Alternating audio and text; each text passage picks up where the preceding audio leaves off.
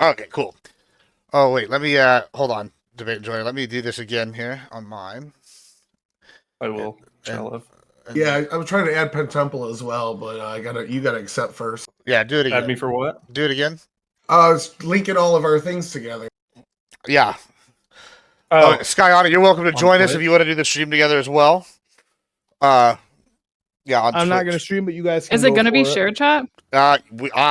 We can do not share chat if you don't want it to be. I like shared chat. I'm going But we don't have to to. leave mine open. I think your guys' audience wouldn't mesh with her chat. My Yeah. chat has a lot of anxiety. Yeah, that's but I fine. can do shared There we chat. go. See? Yeah, so I mean, you can. I think you can unshare it on your end anyway. Okay. The host enables it. So I don't know I'm that curious to average debate. hear. Oh, Yeah, mute yourself and Pentemple, mute yourself in the Oh yeah, sorry. in that little thing. Perfect. I like Fancy your stuff. background sociologic. Thank you. so if I share You chat, got bisexual lighting going, you know. can you turn it off on your end? If you you ain't even here, so don't worry about it. But yeah, we will. Here, let's just do this. Okay, that will be good to go. Let me just invite her.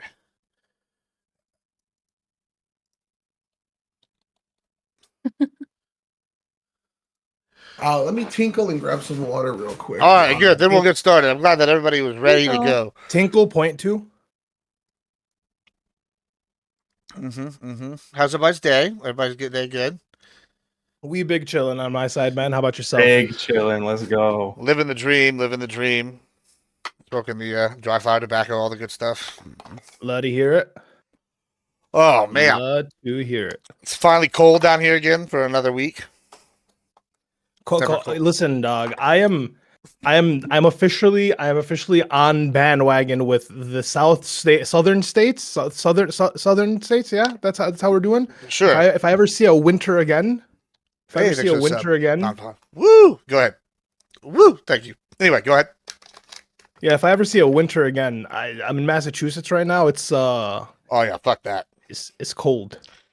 Yeah, I have like an uncle who like gives tours to like some national park in Alaska, and he like lives off the grid up there because they have like wherever you live you can like homestead kind of thing, and the guy's like crazy as fuck, and he like sent me a video of this like little cabin a couple weeks ago, and it's like 6 foot of snow, and there's like bears walking around.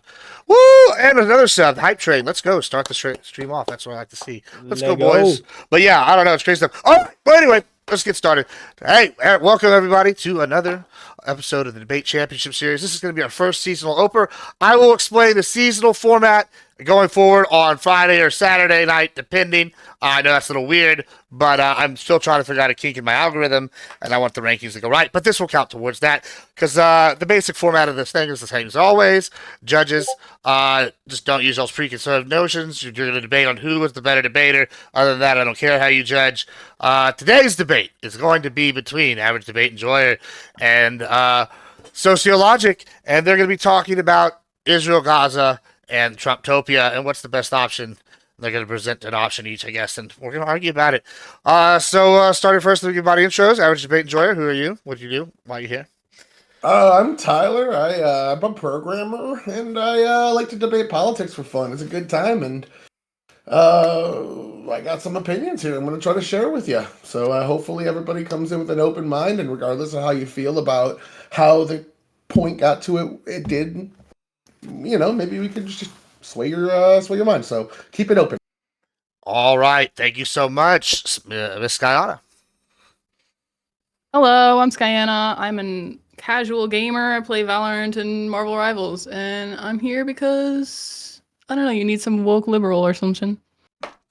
I just, basically, we always need we need to even it out, because on the other side is the other judge. We have the head of the unofficial MAGA headquarters, Pentemple. Pentemple TV. I stream on Twitch primarily, and mostly politics, and during the summer baseball. I wear it during my men's league and stream from a GoPro. It's kind of ass, actually, sometimes. But when it works, it works. But it's fun. But Most politics, big MAGA over here, as you said. Maybe we'll upgrade you to like a streamer backpack, and then you have the GoPro and like the cool backgrounds and stuff on like a laptop in the stands. I want to go harder this year. I was thinking about getting a Starlink and really getting out there, but we'll see. Yeah. Those are good. All right, and Sociologic, last but not least. What's up, guys? My name's Ali. I go by Sociologic. I'm just a dude. I'm just a dude. I have big opinions. I like to argue them. I think I'm right about at least 90% of the time. And I like to see myself as the average, the middleman, the average, right? You come to me for the consensus, Right. Fantastic. So, like I said today, now I know Skyline mentioned her chat has anxiety. We know this is a sensitive subject. Luckily, these two guys are well acquainted with each other, so I don't think we're going to devolve into any kind of just rage. I know that mine and Pentemple's faces personally are very punchable. So, excluding me or him making everybody mad, I'm sure that we won't have that problem. Now, that being said, everybody, we're going to try to be nice and happy. Unlike usual, where it's going to be blood sports. But today, so we're going to start. Do you all prefer who's going to go first? All right. He can take it because he's the pro side. Yeah. Okay, that's fair. All right. You want to do that? All right. Cool. Start us off then. And then that means you'll start with closings. We're going to have 7 minutes. Go ahead. All right. So this is a pretty big issue with a ton of history and a lot of stuff behind it. I am not going to sit here and try to frame who's the good guy, who's the bad guy, who belongs where, any of that. We're going to have to put that aside for the sake of the debate of this specific choice into should the United States move in to help Gaza with the post-war reconstruction. So regardless of who you feel is right or wrong there, I'm just asking for the sake of the next hour and a half or so, just kind of put that over here, keep an open mind as to moving forward, how this could actually help to do anything. So regardless, leading up to this war, however you feel, who do you want to go in and oversee the reconstruction? At the end of the day, you're looking probably at Iran or some sort of proxy of the United States, Iran being a proxy of China and Russia. Do we want China and Russia to be the ones to go in and reconstruct this area? Do we want geopolitical rivals to be the ones backing this reconstruction? We know they back Iran. We know Iran backs Hamas, and we know that is who would stay in power. I'm going to go through a lot of reasons, but I do not think Hamas can be the stewards anymore of Gaza, and I'm going to go through a lot of reasons why all the other plausible alternatives besides the United States are probably not sufficient, including Israel itself. China is actually known for the traditional version of ethnic cleansing that people don't like. Now, we're going to hear that term probably tonight as well. It'll be a more, I don't want to say watered down because it is still serious, a broader version of that term. But the old school, like bloody either eugenics and re-education camps is actually happening in China. We do not want them to have a backing or a hand in the overseeing of this nation because it's in their best interest to fuel Muslim extremist groups when it's anti-United States terrorism, but as soon as it comes to them, we have seen how they treat Muslims under their own umbrella, and it's not nearly as nice as the West does. I'm going to give you guys a few different other viable candidates.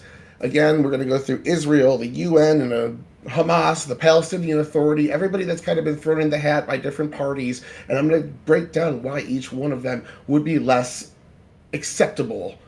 Now, if you're on the other side, there's a lot of people on the Gaza side that I'm imagining are going to be a little angry, but I'm going to make some concessions to those people. So if you're on the other side, and some of those concessions make you angry, I need you to, again, put aside the reasons why you think Hamas does not like Israel for a little bit. Put aside your anger toward these people, and don't think it's all because of anti-Jewish bigotry, and try to listen to the compromise that I think that this plan offers. Now, looking back at some of the polling, Gaza is in favor of a two-state solution, but it would go back to the pre-1950 borders, whereas Israel at this point is not in favor of a two-state solution, where Hamas remains at the head of power. If we go back to what Oslo was, we're probably going to get into that a little bit. Oslo was an opportunity to give limited self-governance to the people in Gaza with oversight from both Israel and the United States, and they elected Hamas. Now, how that turned out was 20 years of keeping Hamas suppressed, mowing the lawn and such, and I don't think that was feasible. I really think a permanent alternative where we see significantly less bloodshed is in everybody's best interest, and I think the United States is the best vessel to deliver that. Two states have been tried for decades. We have both sides saying it's been unfair to them. We've seen conflict. Again, I'm not going to try to pick sides with that. What I'm going to try to do is say both of them are exempt, and we're going to go in as a neutral third party, an arbiter, and try to make it for the best benefit of everybody. Now, there's a lot of people that are isolationists that I'm going to have to convince as well, and I've got some arguments for you too. We are the best nation. I know everybody that isn't anti-America believes in some version of American exceptionalism, maybe not in your foreign policy, but if what I'm going to go through here is how, even if you consider these wars ultimately failures, while we were in Afghanistan, while we were in Iraq, while we are in other countries occupying, the life of those people gets increasingly better by every great measurable metric, from education, life expectancy, all through the roof.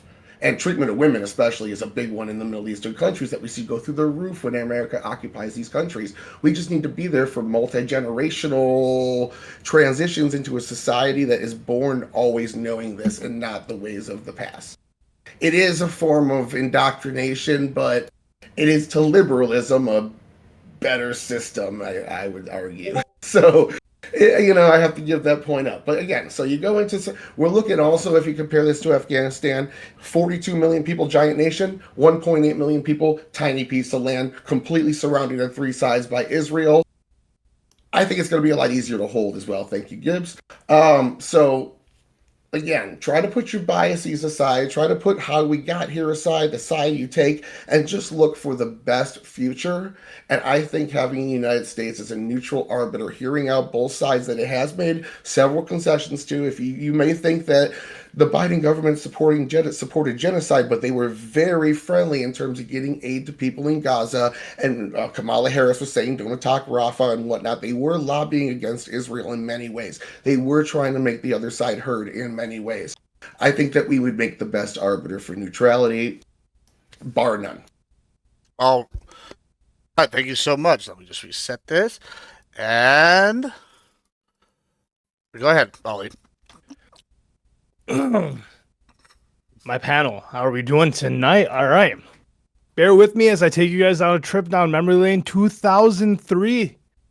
The U.S. invades Iraq with the grand promise of what? Democracy. What? Stability. Peace. 2 decades. Trillions of dollars. Thousands of lives later, what do we get? A destabilized region. We got ISIS. We got a lesson in the limits of American power. Okay? Now, some people here are suggesting that we go and do the same thing with Gaza, because if we haven't learned one thing, is that playing the world police it's not an appreciated role. It's an underpaying role too. Why are we assuming it? We take the job. Honestly, this isn't America first. You guys voted in a guy that was America first. That's what we were promised, right? I didn't vote, right? I was told that if I didn't vote for Kamala, that was a vote for Trump. And you know what? I said that was okay for me, because this guy at the very least was talking, hey, we're gonna focus on America. This isn't America first. This is America overextended. This is America entangled, and this is America repeating the same mistakes we've done before. Gaza doesn't need another foreign power to come dictate its future. It needs sovereignty, self-determination, and real solutions, not another chapter in its long history of failed interventions. Let's focus on our problems first before we go and take care of other people's problems. This isn't our issue. We didn't cause this strife. We didn't cause this problem. And we can't go be a neutral third party. We already, the world knows on which side we stand, right? To the people on the land, right? Going in and kicking 1.7 million people out doesn't look good globally, okay? It doesn't look good for us in the region. We have a destabilized region of people that already dislike us. This isn't a good plan. Why are we doing this? Why are we acting like it's our fault? Okay? we shouldn't handle a rebuild of anything. Why should it cost American taxpayers any money to build shit in the middle fucking East? This is America. I do not give a fuck who has to pay to build the Middle East. That's their problem to fucking handle. You want to know who should pay for it? The people next door who destabilized it. That's who should pay for it. We already pay for them to increase their infrastructure, so on and so forth. Multi-generational stays. You want to stay there for what? Another 100 years? We were supposed to stay in Afghanistan for 100 years. What do you want? What are we talking about here? We already spend all this money giving aid to everyone, including Gaza. And where does it go? It goes to Hamas, right? It's not like the Palestinians are benefiting from the fact that we're sitting here intervening in any way, shape, or form. This doesn't make us look any better globally. This doesn't make us feel any better domestically. Right now, it's fiscally irresponsible for the average American to buy a fucking bag of chips. Okay? Let's focus on that. And lastly, if we want to talk about controlling and taking over regions and you want to talk about American imperialism, that's fine, brother. We are the greatest nation on earth. We can go anywhere. But how about we already have a fucking territory that was supposed to be the 51st state that was just fucking forgotten about. We have Puerto Rico already. We didn't get that right. How about we focus on getting that right first, have a proof of concept, then maybe we can go to the other side of the fucking world. But right now, that's not what we have. So thank you. Thank you so much. All right, so here's what we're going to do. I'm going to open it up to these two to argue a little back and forth. Judges, in about like 10 minutes or so, I will come to y'all for some questions. So if y'all have questions, I don't know, notepad or whatever, and we'll get right to them. Chat, if you have questions, I'm also fairly good about reading everybody's chats. And luckily, now that we're sharing them, that's much easier for me. So if y'all have questions, post them in there. Sometimes they get answered before we get to them. I'll try to get those in as well. All right, boys, go ahead. Sick 'em. All right, so first off, I want to go ahead and praise the American exceptionalism that you went ahead and cut out. America is the greatest nation in the damn world, and God bless you. Yeah, okay. I mean, so let's get to it. I need America.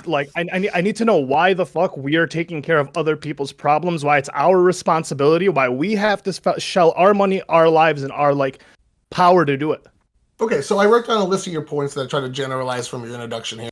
I'd say a lot of these points, you kind of agree with Trump on. So this is not America first because look at all the money we spent in Iraq. That's Trump's absolute claim as well. He made the thing that we went into Iraq and we left. We didn't get the oil. It's stupid not to take the oil. We basically shot ourselves in the foot, spent all this money and didn't get anything in return.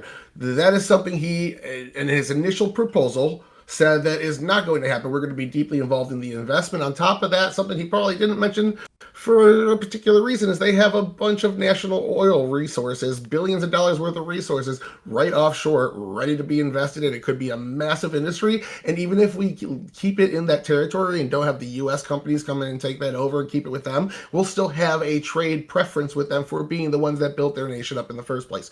So in an economic way, you're right that it's not America first, but the interest long-term will benefit America in the long run. And those long-term interests are American empire, baby.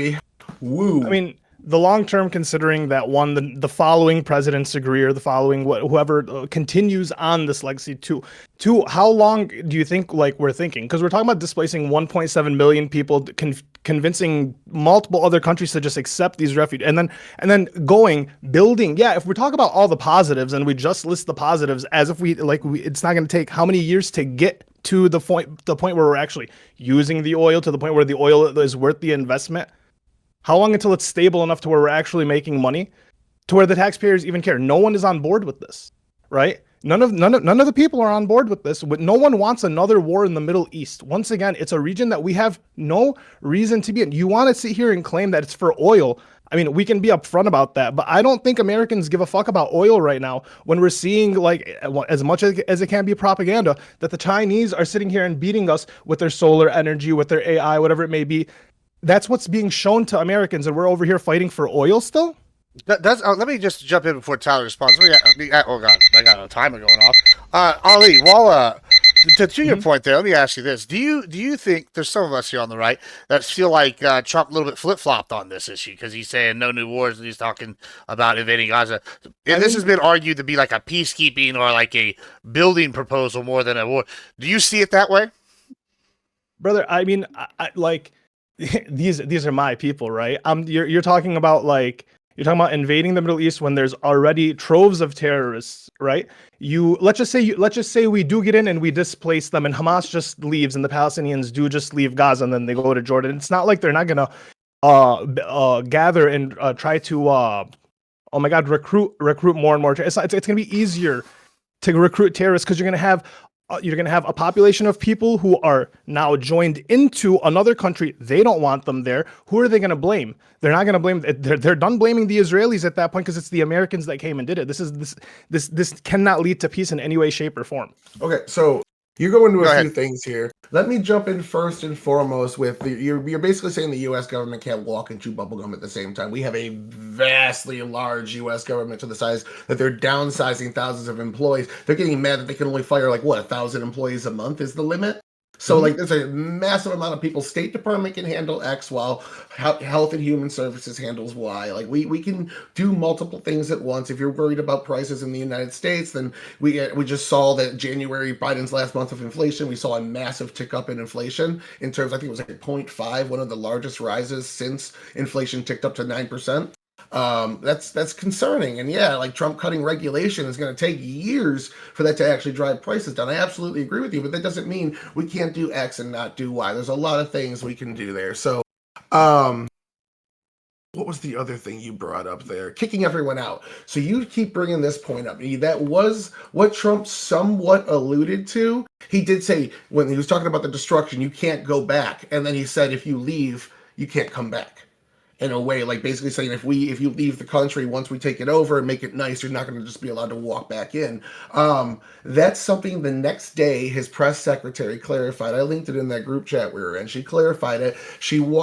If you don't like Trump, you could say he walked it back and flip flopped. If you do like Trump, you could say he clarified it, or she clarified it, but she didn't say anybody would be forcefully expelled from the region. That the people that stayed there would be the ones that wanted to work with America and wanted to build up the region. So they're planning on keeping most. What Trump was saying, especially in his meeting with the King of Jordan, is there's people that don't want to, and they're going to have to move people out temporarily for the reconstruction process. So let me ask. Yeah, listen. Wait, real quick. Go ahead. I'm sorry, Gibsy. I mean, and that's really nice. And as much as I respect the seat that is the president of the United States, president of the free world, so on and so forth, you are still dealing with 1.7 million people who do not want another foreign country coming in and taking their land, right? This is still a group of people who are dedicated to their land, right? They do not want American sovereignty to take it over. And so that we can sit here and express how easy it's going to be because Trump says it will be easy.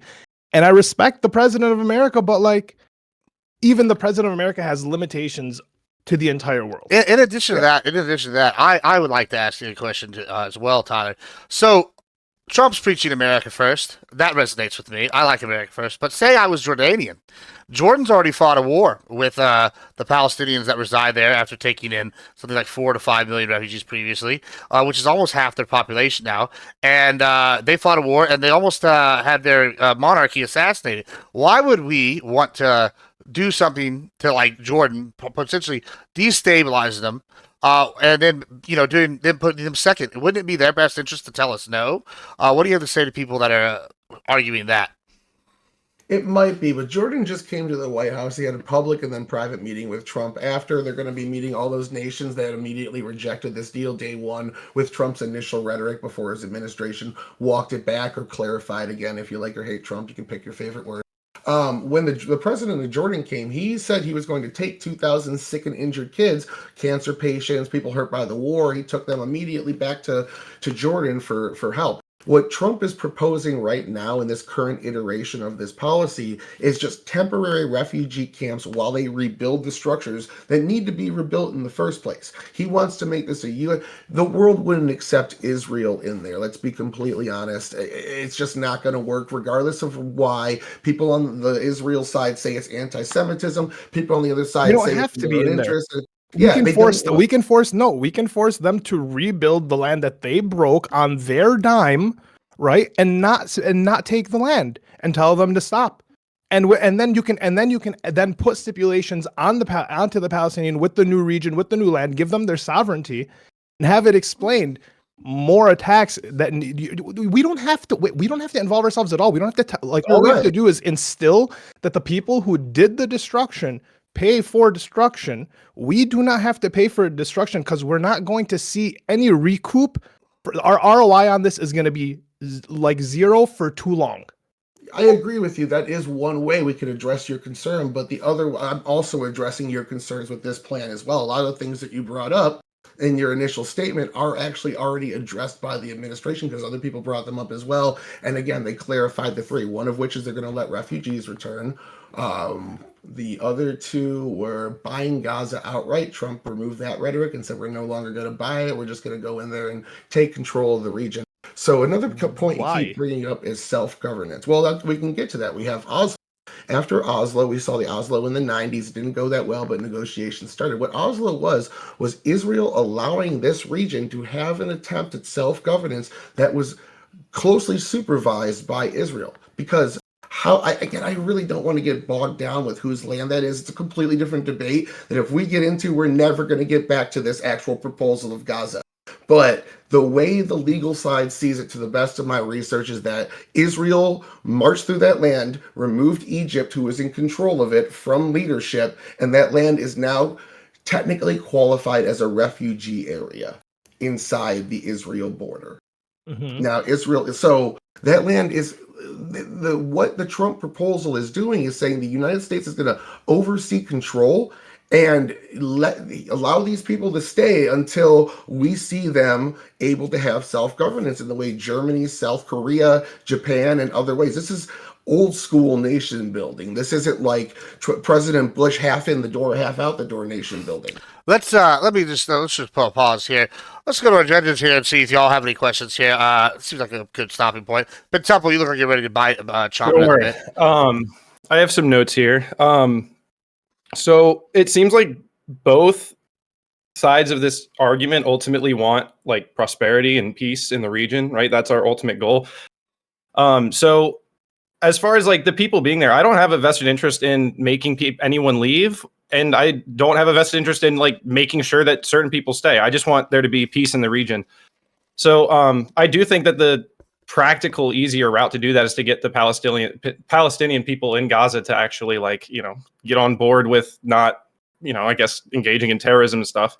But you both kind of started off your arguments at the focus of this, which is really, and Tyler said it, he said, who else but the United States to do this? We're in the best position to do this. And then Ali said, why the United States? Like, why should we? So I feel like that's actually like the really interesting point here is that we have this like shared goal. I think it's easy for Americans to buy into the idea that we should be involved in this because of the money support that we've put in that region, whether it's sunk cost fallacy from errors we've made in the past, like you were alluding to, Ali, or not. We've been involved in this, and I think we have a vested interest in it just financially. But ultimately, I think with that shared goal, can you like both hammer down your point on Tyler being why the U.S. is in the best position to do it, and then Ali, why, like, who else would be in a better position to, I guess, enforce this change? Well, yeah, we'll go Tyler and then Ali on this one. Okay, so I have a few points. One would be the process of elimination as to the viable people who should oversee this. Should it be Palestine? And we can look at the polling data. We can see that most of these people supported the October 7th attack. Now, you're looking at a regime that is controlled by a terrorist group, a group that they voted in 2005 before it was identified as a terrorist group, but nonetheless, it is that today. So people are living in fear. If they speak out against Hamas, sometimes they get punished. So this polling data might not be accurate, but the fact that it has that situation there just tells us even more that they need Hamas extirpated from their country. So it cannot be Hamas. And if this polling data is any indication of what the West Bank and Gaza think, the person that they would select would just be another armed militant group that feels the exact same way about Israel. So unless I see some indication that the people aren't just going to go ahead and pick the next Hamas, I don't think that they are the ones that could be self-dictating. Then we have all sorts of examples of what happened in 2005 when Israel pulled all the Israelis and Jewish people out of, most of which were Jewish people, but some of which were Arabs that were not Jewish, were all pulled out of Gaza. But hold on, hold on. But his country. question is, just to focus this real quick, because it seems like you're kind of moving on Yeah. from that, is why the U.S. specifically? Like, I'm just going with the process.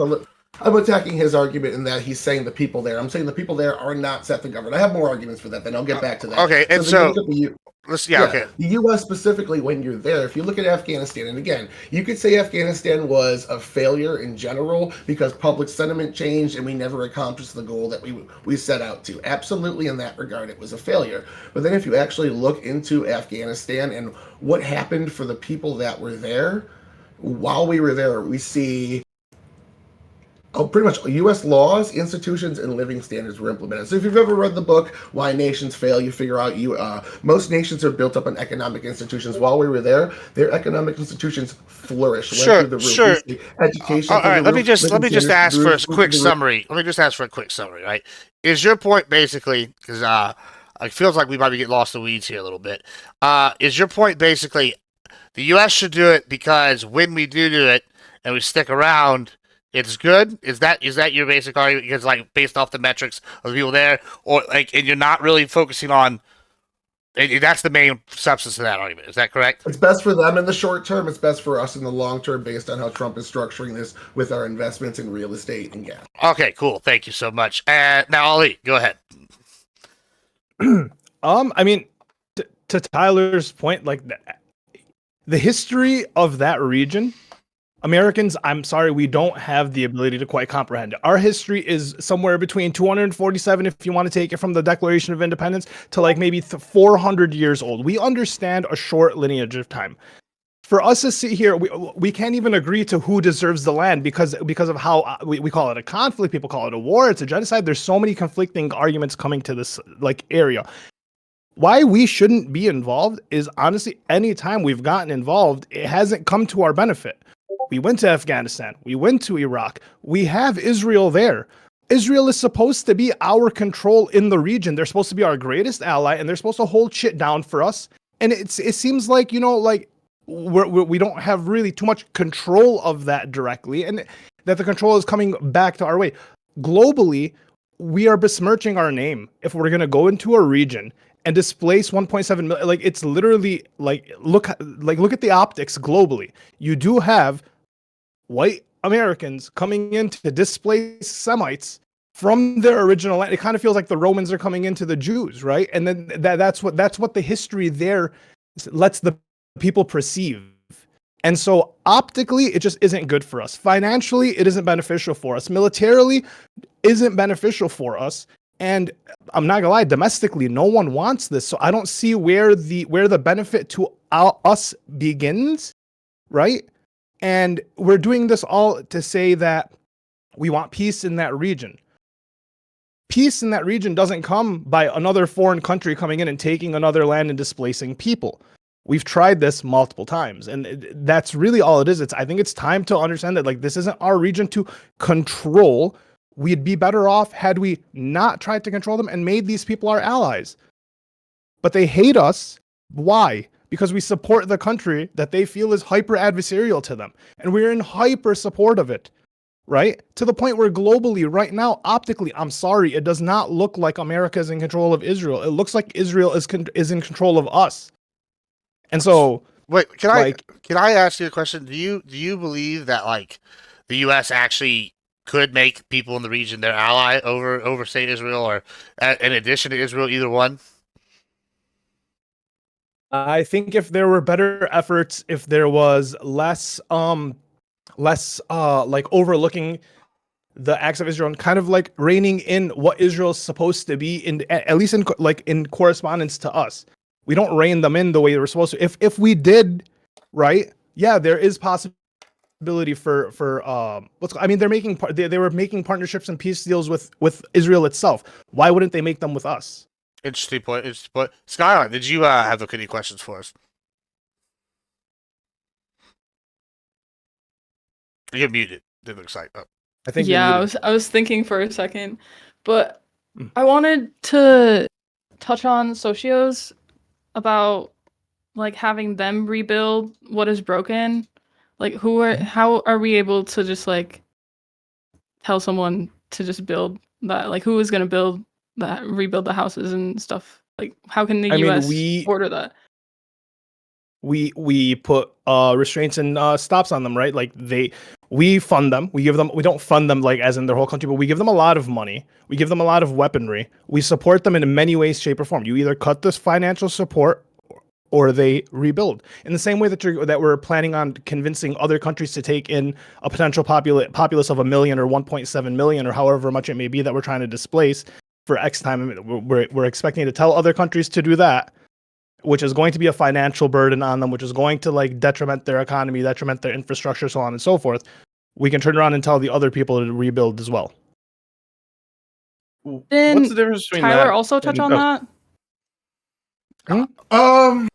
I don't think that there is a way to force Israel to do this. And yes, we could put sanctions, we could punish them with the mechanisms for government, but what message does it send the world stage when this group, this close ally to us that we backed for 2-3 years through this process, that we turn around and punish them for the actions we were endorsing them for the entire time that they were doing them? That we learned from our mistakes? It undermines our message on the world stage. We saw it happening. We had the State Department did an investigation. Why Trump has the ability to blame all of that on the Biden administration and put his foot down and rein himself in as actual leader of the free world. Trump is going the other direction with it. I know he is, that's the worst look that we have. Versus if he came in against the Biden administration, kept Israel as our ally, but told them, hey, we run this shit, you don't. I don't think it's a good message politically. That's a good message. That's a good. Wait. Why isn't it a good message politically? Globally, no one agrees with what's going on in Palestine with Israel. The only people that vote with Israel is America. Sometimes the UK. So no, globally, it's the greatest look ever if we actually rein in Israel. Politically, it would be a good look because Trump now you have a bunch of Americans who don't see an AIPAC-owned politician. Domestically, you have a bunch of people who would flip and see, oh my God, this guy's actually America first. Right now, optically, America is in the worst position that it could be. We gotta attack I want to attack more this idea that like we don't control Israel. They're a sovereign nation. All we do is back them in their decisions. Like we're not there every single time. Leash.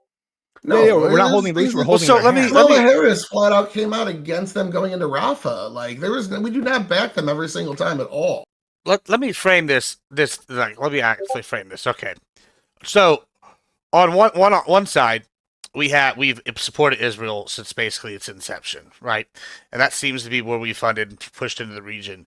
On the other side, you're saying that it would be Ollie's saying basically, hey, okay, we put all this time in there. This is a mistake. Let's just reassess and stop funding. Minimum stop funding before we choose a different ally. Is that basic summary of what y'all are kind of going here with, right? Yes. Mm-hmm.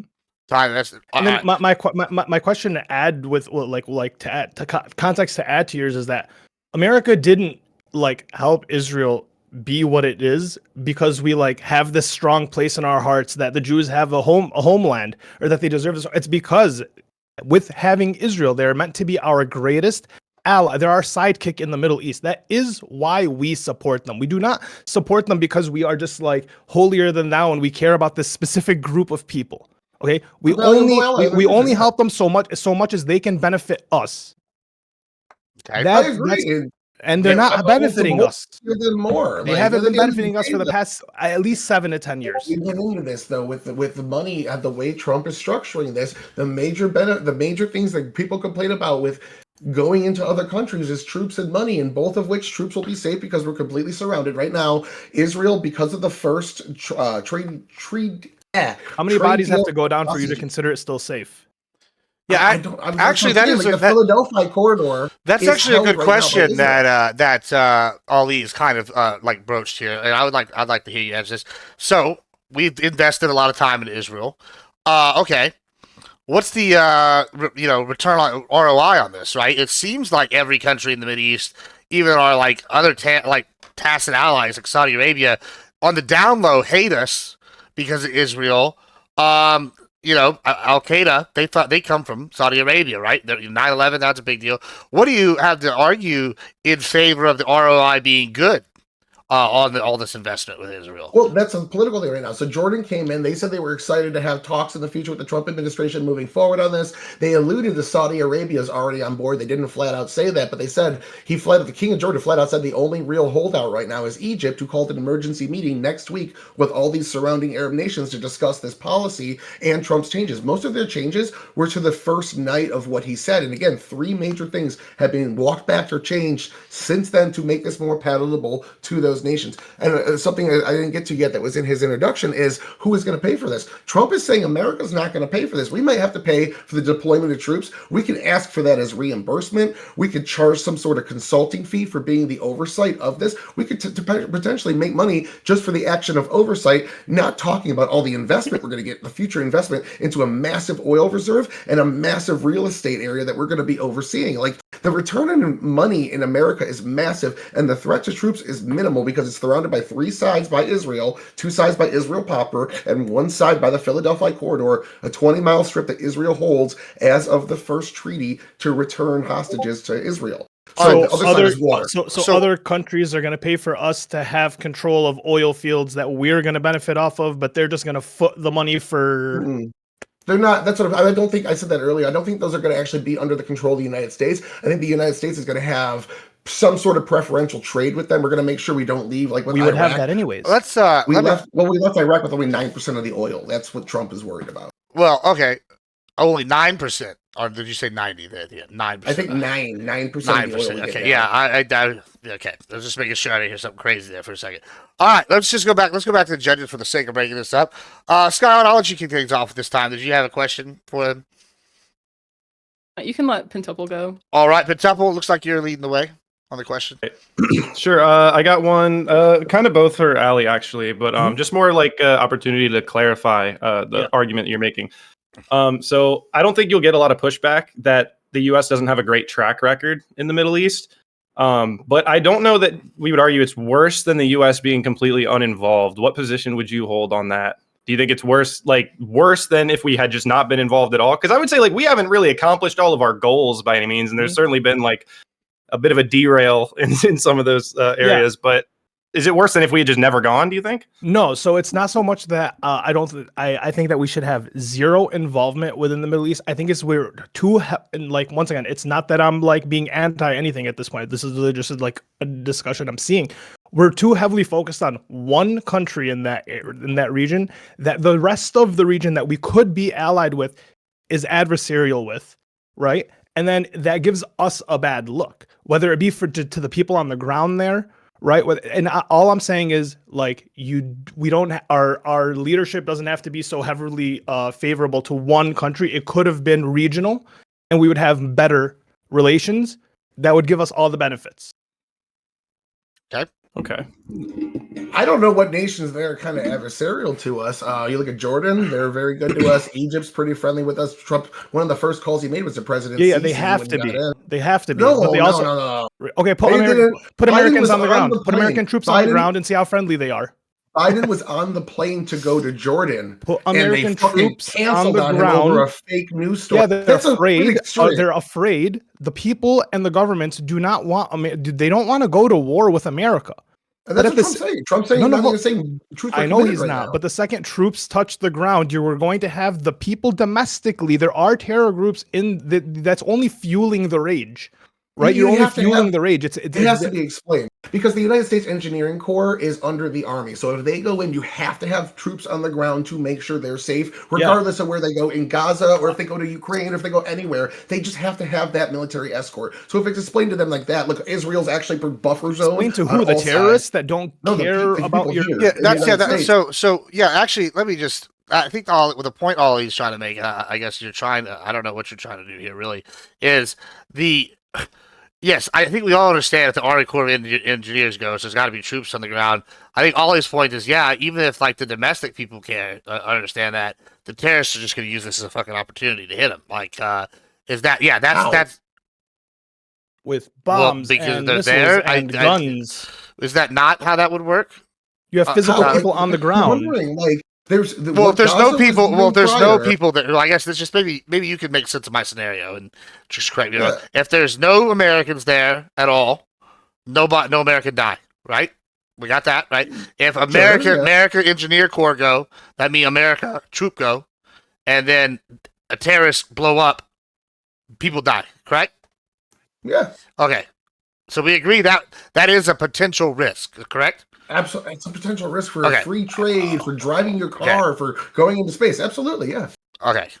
I just want to make sure. This only fuels the rage versus us not. I don't think so. It cannot.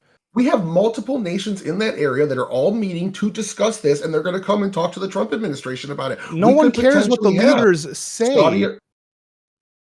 Saudi Arabia, the King of Jordan, all these people. Okay, they don't Saudi care. Arabia does its own thing and has its own conflicts with the people of the region. Egypt doesn't want Palestinians. Jordan doesn't want the Palestinians. Yeah. And you have terror groups and terror cells in each of these prospective countries that are kind of waiting for these people want big war. Hamas had no problem decimating itself to go to war with Israel. Well, let me ask you this, Ali. On the ground, these people are willing to die to get a shot off. We're jumping all over the place when I address actually jump to why. So let me just jump in here because I feel like I pressed Tyler a couple times. Let me press you on this one. Okay, let's just say we do what you've suggested, right? We stop funding Israel.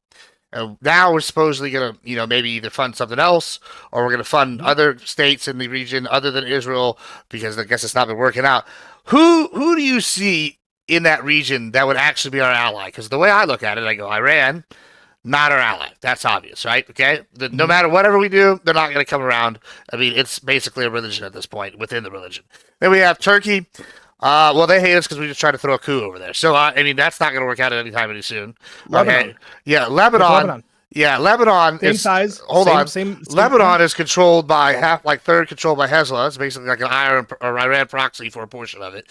Yeah, and enough money and support gets them out. I can assure you. You think that third of the people. So that's your answer is to support Lebanon over Israel. You think? I mean, if you're going to ask me the question, right now, I don't have the huge political tape, but yeah, if I had to pick a country in the region, I would pick a small country that was center localized, that had pretty decent connections and relations with the region around.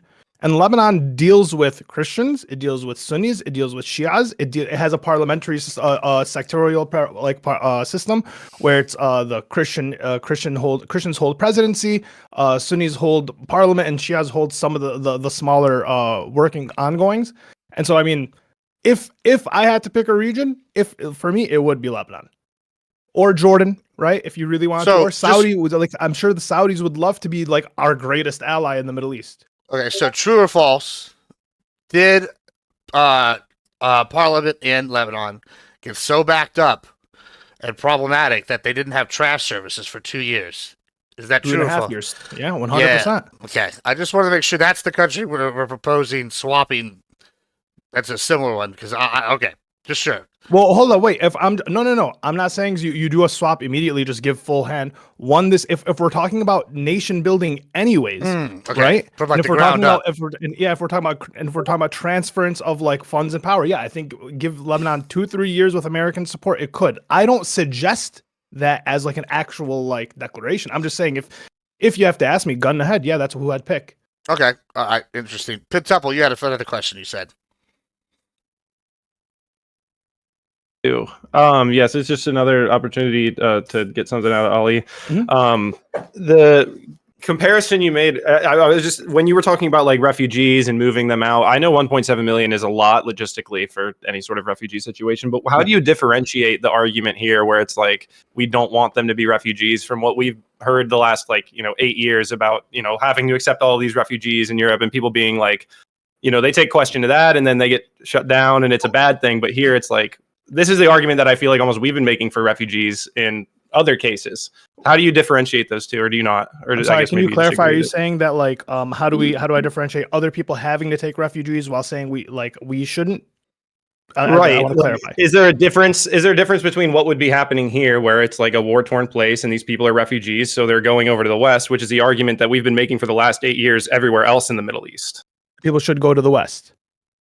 I don't think we've been taking refugees into Europe Yeah, I think okay. So this is kind of what I'm saying. I think the West is taking like fault and blame and ownership for like. So if America goes and causes destabilization in a region, and then there's refugees in that area, and then we like have a guilt trip, and we're like, okay, we need to take in refugees. Unfortunately, that's like our fault. But that's kind of what I'm saying is like we don't need to intervene, especially militarily, in these regions, right? Let us take back the fucking confidence that we have, remove some of the game and blame and guilt that we see like from the global regions, because it is an issue, particularly in the UK right now. You have an influx of Bengali and Somali, and these are people who are not they're coming in. They don't want to necessarily assimilate, but that's not their fault, right? They wouldn't have wanted to leave their region had it not been destabilized, right? These aren't people that want to leave. So yes, you have a problem with a huge influx of refugees that don't want to assimilate to the land. And I empathize with that because the UK is it's very small. Like we can argue that America is huge and we have the capacity in the area to take it. And that doesn't mean that we should have to. And furthermore, let's not create more reasons to globally put the more blame on us and shift more blame onto us. We've already taken on so much responsibility and tried to be the world's police. And if we've learned anything about American police, it is an unappreciated, underpaid job. All right, let's go to Skyana. And did that answer your question or no? I don't want to. Yeah, no, I'm happy. I'm happy with that answer. Did you have a question, Skyana? No, I don't. But this is a good discussion. Fantastic. Good. It's good. That's what we want. Y'all are both so convincing that people are going flipping and flopping. That's what I like to hear. All right. So, Sicko boys, let's go to Tyler since Ali just spoke. I'm gonna go. Here's what we're gonna do because we're entering the home stretch. I'm gonna let y'all argue back and forth for a little bit here, for about another 5 minutes. Then we're gonna do closings. So, when we go to closings, folks, after closings, in my chat, I'm going to post the poll. So everybody in all the other chats, go in there, and y'all go and vote on who won at that point. And then the judges are going to come and tell me who won in private, and then we're going to go and ask them in public here afterwards. All right, so go to Tyler start. Tyler, you want to spawn everything that's happened so far, and then Ollie, you can go after him, and we'll go back for a little bit. Generally, what I'm noticing is most of the points from his opening and a couple points he's made here, like people that are going to these nations as refugees don't want to assimilate. They want something in the Middle East that they can stay in and be proud of there and have their culture at home. These are all points that the Trump administration is making as well. I feel like 4 of your initial points that were addressed by changes and alterations that they've made to this policy since Trump's initial launch. Nobody here is going to pretend that, besides maybe Ben Tupple, is going to pretend like Trump is a great speaker, like he gets the most detailed and fluent policy discussions going. He usually says vague, hyperbolic, dumb shit that get people stirred up. But then his administration comes and, gives you the nice nuance and details, and that's exactly what we have here. Is most of your concerns, there's no ethnic cleansing, the funding, all sorts of things like that you brought up are all addressed. And then we didn't get to the Puerto Rico point that you brought up. Puerto Rico is not, there are some things we can do better there. Absolutely, I completely agree with you. But there's some issues with corruption in Puerto Rico as well. Plus, they aren't our pet. They do have some sovereignty, some self-governance of their own. And I want that to also happen in Gaza.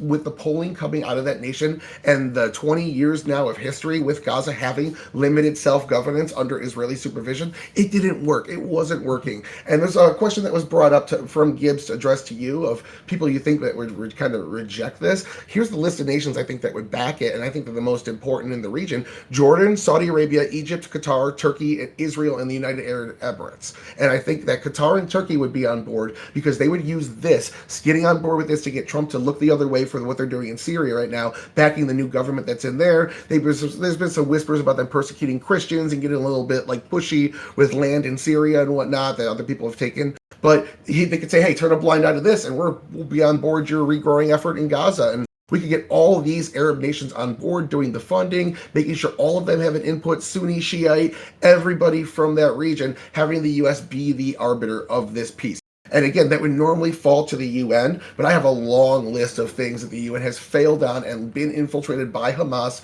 and Hezbollah, specifically in Gaza, even referring to these hostages that just came out, that were just released. We found out they were being stored in UN buildings and UN tents because the people that were kidnapping and holding them were UN employees that also worked with Hamas. Like, it's pretty wild. Well, but that's kind of what I'm saying is that we want to put any form of Americans on to a project and send Americans to do something when we have terrorists in a region that are willing to fuck with the UN, to willing to fuck with UNRWA, whatever it may be, because they see an enemy on the ground, right? They don't operate like a normal military. These are militias that are operating, which isn't a good thing. And I'm saying with Puerto Rico, yeah, you have some corruption within Puerto Rico. Puerto Rico is a small island. We have it as our territory. And we have a bunch of people that essentially are second class citizens. They're part of our country, but they can't vote. They don't feel. You have half the people that blame the country and the other half of people that blame America. So you have a conflict within the region, and we can't get that right. And it's already under our control. That's kind of like the point. So like for us to say that we're gonna go over to the Middle East again, right? We are going to end up throwing a bunch of money. These countries can say, their leaders can say up front, yeah, we're all for it. But that's not how it goes. We know that these leaders jump at the gun to say anything. Egypt and then we're going to have their summit. There is going to be contention. There's going to want to be some type of deal bartering and whatever it may be. And in every step of the way, we're not gaining anything, right? We kind of are just losing until some foreseeable future where we have peace in the region, no terrorism, and all the countries in agreement that Israel and America should now have control of whatever holy land, whatever the holy land would be. And to your point right now, when you have like Qatar would support America in doing this so they can turn a blind eye to America, what's happening in Syria. Well, then America's right next to, it's not too far off from Syria. What's to say that the infiltration doesn't come from Syria into that region? Boom, now we're at war with Syria. We don't need to be anywhere near the Middle East with boots on the ground. We don't need real estate in terrorist ridden nations. I think Turkey. Hold on, before you respond. Hold on, before you respond, because we are near time. That's almost the perfect time to move into closings. Who went first? You did. So I'm gonna go. So looks like you're gonna speak here. Sociologic. You're gonna get 3 minutes here to say whatever you want to say to end out. And then we're gonna turn it back over to you, Tyler. Y'all ended perfectly on that, so I apologize. I usually like to alternate who goes first for whatever, but back to back. But in this case, it's going to be sociological going again here. So you have 3 minutes to say whatever you want in closing, and then we're going to go to voting and wrap this bad boy up. Once again, chat, there will be polls posted online, so go in there and vote whoever y'all liked the most. And your time starts now. I feel like the only positive that I've heard be said, or that I could even conceive, would be peace in the Middle East, which we've heard since I don't know when, and prosperity from the Middle East, which I've heard since God knows when. It doesn't seem likely. It doesn't seem feasible. Once again, Trump said something. It's not that he walked it back. The guy knows how to get the crowd going, get the people talking, see what he leaked the plan, see how the people feel about the plan. Now we can sit here and revise. I'm not saying this isn't against Trump. This is against the policy and the idea that we should sit here and take our time and move our resources right now, particularly right now, in a time when we are looking to potentially talk about taking over Canada. We have Greenland we want to buy. We have the Panama Canal. We're taking issues. We have the border that we're trying to secure and land down. We have a lot of things that are big deals domestically for us. Now, Greenland, not so much, but hey, I get it. Everyone wants a nice prize during their presidency. But we have real big shit. We have tariffs that we're trying to implement and work. We have inflation that we're trying to deal with. Prices. There's a lot that we're dealing with. And Trump and his administration could be the greatest in the world. But if you put too many things on your plate, the plate's going to fall. All right. We have X amount of support allotted right now. And between Elon cutting through the government and us focusing on all of the fraud there, let's take the time in this presidency. Let him prove himself. Let him have no faults. Right? I want the guy to come in, save America, make prices great in a few years. If the guy gets proven right, I have no problem with that. If he is correct in the thing. But if every time for the next 4 years he ends up flopping on the America first and trying to just make himself the most famous president, it seems, that's kind of where the lack is. This policy just isn't good. It's not good domestically. It's not good foreign. It's not good financially. It's not good politically. All right. Thank you so much. Appreciate it. Okay. Tyler, you got 3 minutes starting now. After they're done, hold on, wait a second. Not now. I lied to you. You got as soon as they're done, judges send me who y'all thought won in a DM. And then afterwards, y'all have been here before. I'll come ask y'all who won and why at the end. All right, you got 3 minutes starting now, Tyler. All right, so I'm happy to see that most of my notes here guessing a lot of the arguments that were going to come in were valid, and a lot of the complaints you made were easy to clarify because it was just, as you might have said, you probably were right. He tipped his toe into the water, saw the parts people didn't like, and then changed them ad hoc the next day. Regardless of how we got there, we're here now where most of your concerns are addressed. So Panama, Colombia, Mexico, and Canada, these things are already behind Trump, and he took all those on at once. Canada, Mexico already gave him the demands he wants. The tariffs are being stalled as they work on the deal. They're only being stalled, not flat out gone away with because the deal's still being worked out. It's kind of looming over their head, but they're pretty much done. Panama, Trump's already taking a victory lap, getting him off the Silk Road Initiative and getting the prices down and all sorts of shit. He's already pretty much done with that. Colombia, another one you didn't name, is just an issue. He had something with it. It lasted a whole day before they turned around and caved. All those issues are already behind this administration. Like, he's hungry for more. So that's kind of where he's going with that. I had to actually, you seem to not have as much against Trump. I had to talk myself into Trump being the right guy for this. I would rather have left of center, stable, moderate, maybe somebody that's more pro-Israel but has compassion, like Joe Biden, but 20 years ago. Somebody like that doing it, before the dementia and all that. But that being said, there are some high points for Trump. Trump's entire background is real estate. If you're a Democrat that doesn't want Trump out there fucking up left and right, doing this and that, going after things you like, this is the perfect thing for you. You could take this land, have it completely plowed out because we move people out temporarily for refugee camps, and give Trump a 3-year pet project to just do what he does and build this shit up into this beautiful, almost gaudy, over-the-top city-state that they can all come back into and prosper in. He even flat out said, I want to build a better Gaza for the Gazans, in those exact words, saying he is intending these people to come back in and live in this Trump wonderland he's going to create for them, and he's the best person to do it. So he seems sincere in that. Second, Trump's administration has a record with bringing these Arab nations that didn't have agreements with Israel together, the UAE, Saudi Arabia. There's trade normalization that we've never seen before, and we started to see that under his first administration.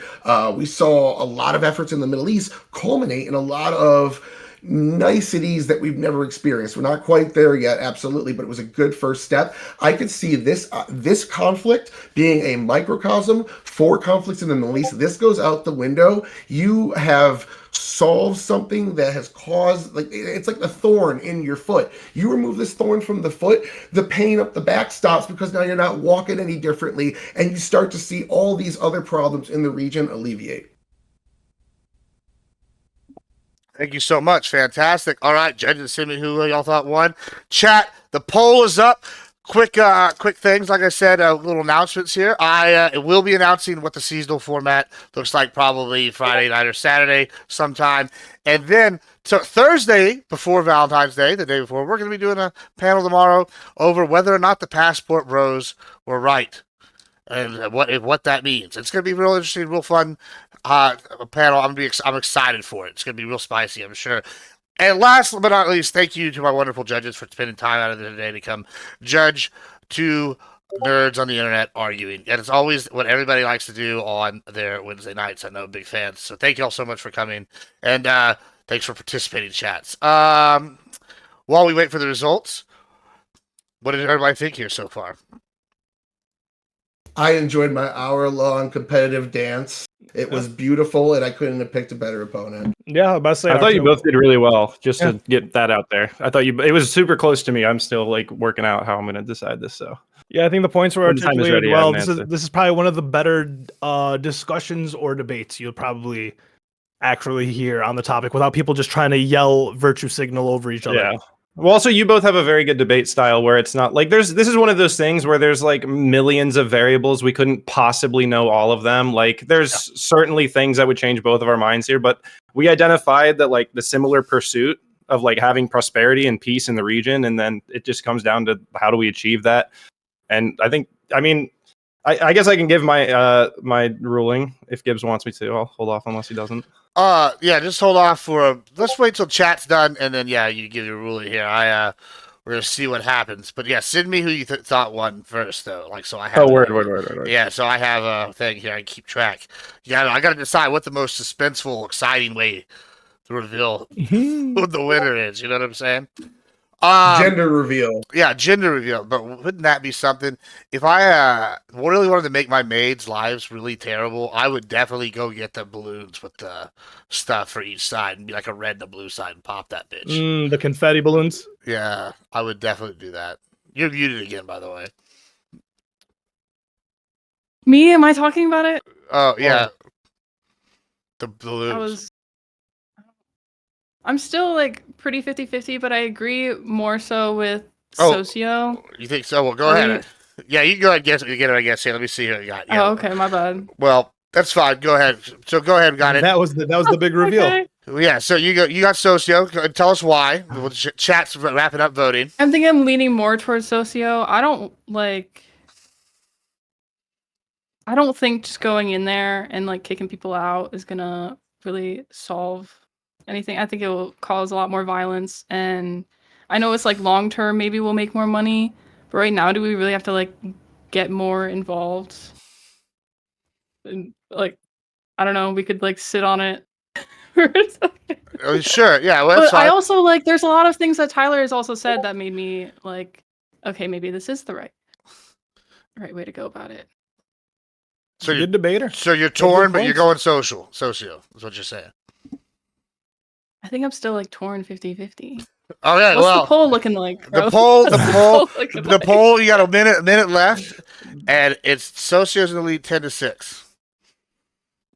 So get out your votes, guys. It's real close here. I see there's 6 people in the share. 7. See, Tyler's got another one.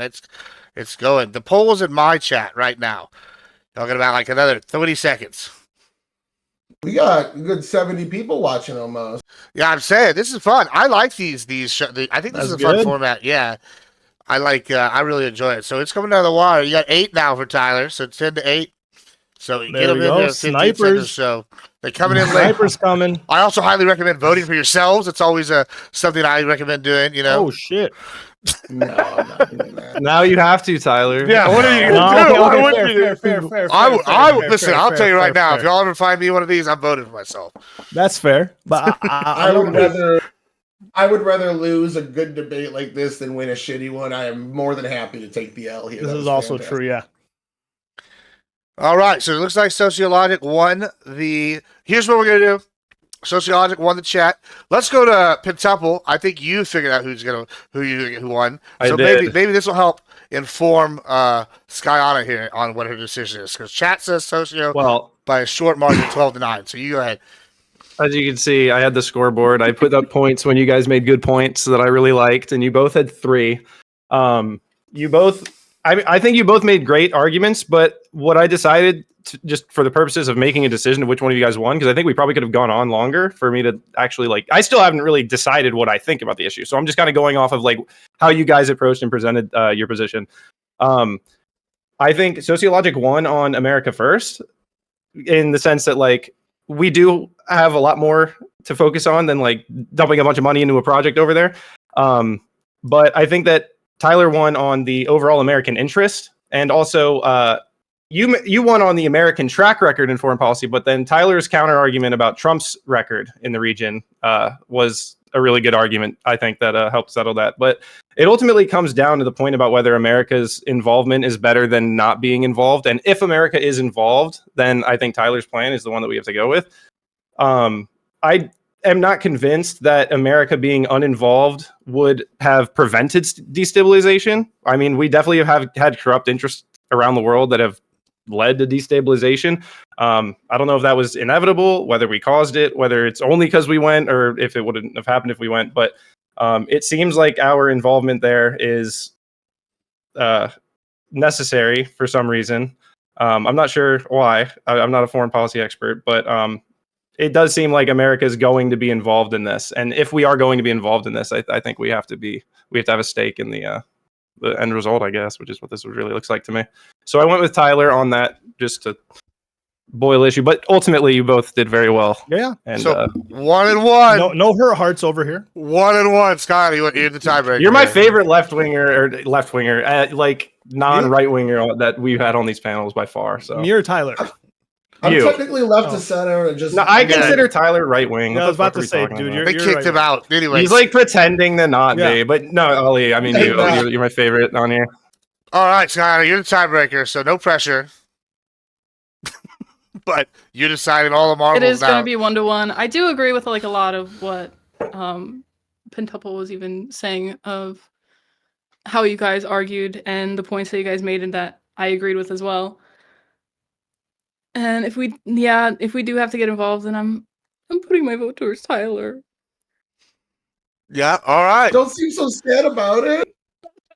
It was tough. This is a good one. Like, and this is why I was glad that like if I was real iffy when I even was like I don't think I even hosted like a panel on like the Israel Palestine thing, because I've been like, oh no, and like I've been kind of like skirting it. It's really a death for the channel thing if you do it wrong. And when it was y'all two, I was like, okay, these guys will be able to have a good combo and not devolve. So I appreciate that. But yeah, that was real tough. That was a real good one. I don't really know who won either. That's why I was kind of like pressing y'all both pretty hard there. I was trying to get one of y'all to crack, and neither one of y'all really cracked. So I don't know. It was good. It was good. Just real quick to Pentuple's point, I never argued us not being there at all. So like, if that's what, No, that's true. Right, I never argued pulling out completely. Hey, listen. That's It was fair. never my debate.